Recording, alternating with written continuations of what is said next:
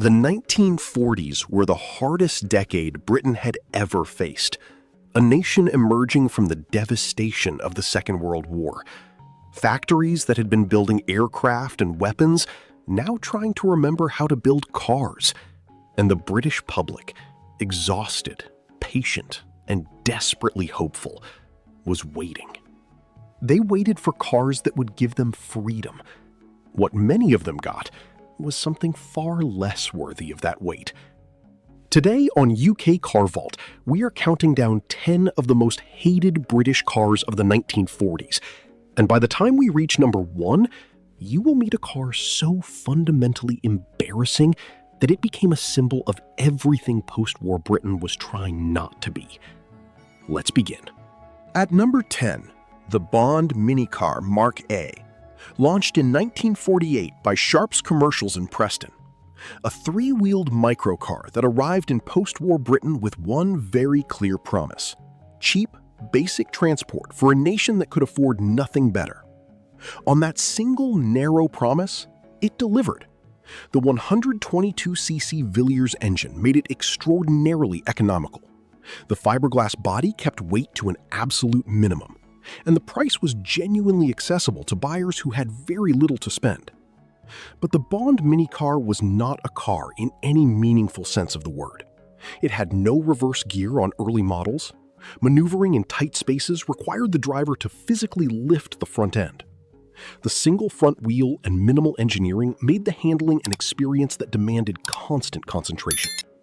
In wet conditions, which in Britain means most conditions, the minicar's behavior required careful management from drivers who had not necessarily bargained for that level of involvement. The Bond minicar existed because nothing better was available at the price. That is the kindest thing that can honestly be said about it. At number 9, the Morris 8 Series E occupied a peculiar position in post-war Britain. It was a pre-war car, launched originally in 1938, that Morris continued selling after the war because they had nothing new to replace it with. Families who walked into Morris showrooms in the late 1940s looking for a modern post-war car were handed something designed before the conflict had even begun. The separate chassis, the upright styling, the 918cc side valve engine, all of it belonged to another era entirely. The performance was modest, even by the standards of the 1930s. By the late 1940s, it felt genuinely antiquated. Carrying a family at any speed above the gently unhurried produced an experience that reminded everyone in the car of its limitations. Morris knew the 8 Series E was outdated. They were working on replacements. But in the meantime, they sold what they had. And what they had was a pre-war car sold to a post-war public at a post-war price. The families who bought it deserved something that belonged to the decade they were actually living in. At number 8, Standard Motor Company faced the same problem as most British manufacturers in the immediate post-war years. The factories had been converted to war production. Starting car production again meant reviving old designs while new ones were developed. The Standard 8 of 1945 was essentially a pre-war design pushed back into production with minimal changes. The 1021cc engine was familiar, which is another way of saying it was old. The styling was upright and narrow in ways that made it look like it had arrived from a different decade. Because it had. The interior offered the kind of austerity that post-war Britain was supposed to be leaving behind. Basic instrumentation, minimal comfort, a cabin that prioritized cost reduction over the well-being of the people sitting in it. Standard improved and replaced it as the decade progressed, but the families who purchased the 1945 8 in those immediate post-war years found themselves driving a car whose best years were already behind it before they had even signed the paperwork. It was transport, just barely. And in 1945, that had to be enough. At number 7, the Jowett Javelin was in many ways one of the most genuinely advanced British cars of the late 1940s. A flat-4 engine, torsion bar suspension, aerodynamic styling that felt genuinely modern. Jowett had produced something that deserved to succeed. But the early production models carried reliability problems that undermined every genuine strength the car possessed. The engine developed big-end bearing failures with a consistency that suggested the development process had been concluded before the engineering problems were fully resolved. Owners who had been attracted by the Javelin's genuine technical sophistication found themselves dealing with breakdowns that more conservative and less ambitious rivals simply did not produce. The gap between the car's promise and its reliability was painful precisely because the promise was so genuine. Jowett was a small company without the resources to fix the problems quickly. By the time improvements arrived, the reputation had been established. The Javelin deserved better than its early production quality allowed it to demonstrate. It is a 1940s story that combines genuine brilliance with genuine failure in almost equal measure. At number 6, the Hillman Minx Phase 1 returned to production in 1945 after the wartime manufacturing pause, and like so many British cars of that immediate post-war period, it returned as essentially the same car that had left. The pre-war Minx design was pushed back into showrooms for a public that had no alternatives and therefore accepted what they were given. The 1185cc side valve engine was unchanged. The separate chassis was unchanged. The styling was unchanged. What had changed was the world around it, the expectations of buyers, the competition beginning to emerge from Europe, the sense that cars should be getting better rather than simply reappearing. The Minx Phase 1 was not a dishonest car. It was simply a car that had run out of road, a design that had exhausted its development potential and was being asked to continue beyond that point because nothing had been prepared to take its place. Roots Group improved the Minx progressively through its various phases, but Phase 1 carried the weight of wartime stagnation and post-war impatience simultaneously. At number 5, the Austin 8 had been launched in 1939. By the time Austin revived it for post-war production the following decade, it was already carrying the burden of interrupted development and an engineering foundation that had never been particularly ambitious. The 900cc engine produced performance that was adequate only in the most charitable interpretation of that word. A full family load on any kind of incline transformed the driving experience from merely modest to genuinely challenging. The interior was sparse in ways that suggested Austin had made a conscious decision to spend as little as possible on the comfort of the people who would actually live with the car. The seats were functional, the headroom was acceptable. Everything else was an afterthought. Corrosion was an early and persistent visitor. The body steel and the rust protection applied were inadequate for British conditions, and British conditions wasted no time in demonstrating that fact. The Austin 8 existed to fill a gap in a market that had very few options. It filled that gap with something that fell some distance short of what the families using it genuinely needed. At number 4, the Singer 9 Roadster occupied an interesting position in the late 1940s British market. A small sports car aimed at buyers who wanted something more exciting than the standard family saloons on offer. The 1074cc engine gave it a performance edge over the ordinary family cars of the period. The open bodywork and the sporting pretensions attracted buyers who had dreamed during the war years of something more exciting than purely functional transport.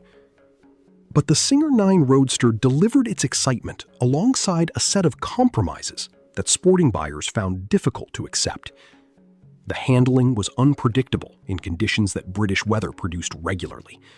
The open body offered exposure to the elements that tested the commitment of even the most enthusiastic owners. Build quality was inconsistent. Singer was a small manufacturer working with limited resources in a difficult economic environment. The gaps between ambition and execution were visible in ways that disappointed buyers who had expected more. The 9 Roadster attracted people who wanted something special and gave them something that was merely unusual. In the late 1940s, that distinction mattered. At number 3, the Rover 10 P2 returned to limited production after the war, as Rover worked to restart manufacturing at their Solihull factory.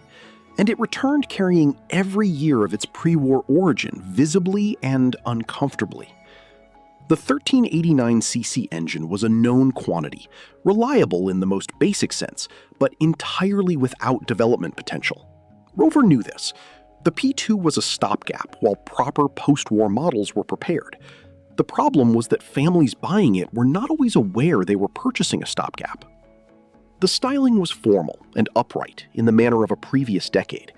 The interior was well finished by the standards of its original era, but by post-war expectations, it felt like stepping backward rather than forward. The separate chassis and traditional construction made the Rover 10 P2 feel heavy and ponderous on roads that were now being shared with lighter, more modern machinery from other manufacturers. Rover had better things coming. The P3 and eventually the P4 would restore the company's reputation significantly. But the families who bought the 10 P2 in those immediate post-war years paid for something that belonged in a museum more than a driveway. At number 2, the Wolseley 8 was another casualty of the post-war manufacturing restart. A pre-war design brought back into production because it existed and because nothing better was immediately ready to take its place. The 918cc engine was shared with the Morris 8, a unit that had never been particularly impressive and had not improved during the years of wartime inactivity. Performance was minimal. The Wolseley name suggested quality that the 8's mechanicals could not support. The interior offered the traditional Wolseley touches, illuminated badge, slightly richer trim than the Morris equivalent, but these cosmetic gestures sat uncomfortably on a mechanical foundation that was simply not good enough for a car charging Wolseley prices. Buyers who paid the premium for the Wolseley name expected to receive something meaningfully better than the Morris 8 they were consciously choosing to avoid. What they received was largely the same car in a more expensive coat. The Wolseley 8 represents one of the 1940s most straightforward disappointments. A great name, a modest car, and a gap between the two that buyers had every right to find unacceptable. And here we are at number 1. The car that became a symbol of post-war British manufacturing failure. The Crossley Regis. Crossley Motors had a long and distinguished history. Founded in Manchester, builders of quality cars for decades, a name that carried genuine respect in British motoring circles. The Regis, produced in the immediate post-war period, was supposed to represent Crossley's return to civilian car production, a fresh start, a demonstration that one of Britain's historic manufacturers had survived the war and was ready to contribute to the nation's recovery. What it demonstrated instead was the consequence of attempting to restart car production without adequate resources, without sufficient development time, and without the quality controls that a car bearing a respected name demanded. The build quality was inconsistent to the point of embarrassment. Cars left the factory in conditions that would have been unacceptable in any normal manufacturing environment. Mechanical problems appeared early and resisted resolution. The electrical systems were unreliable. The body construction was poor. The motoring press was not kind. Buyers were not forgiving. And Crossley, faced with the combination of poor product quality, difficult economic conditions, and a reputation now associated with failure rather than the heritage it had spent decades building, could not recover. Crossley ceased car production shortly after. A company with a genuinely distinguished history ended its automotive story with a car that embodied everything post-war Britain was dead. 10 cars, 10 failures. 10 reminders that even the hardest times do not excuse the delivery of something unworthy to people who have no other choice. The 1940s were genuinely difficult for British manufacturing. The constraints were real. The challenges were enormous. But difficulty is an explanation, not an excuse. The families who bought these cars needed them to work. Many of them did not. From these failures came hard lessons, and from those lessons, eventually, came the cars that defined British motoring for the decades that follow. Leave a comment below. We read every single comment. And if you love British motoring history, subscribe to UK Car Vault. We'll keep telling the stories worth remembering.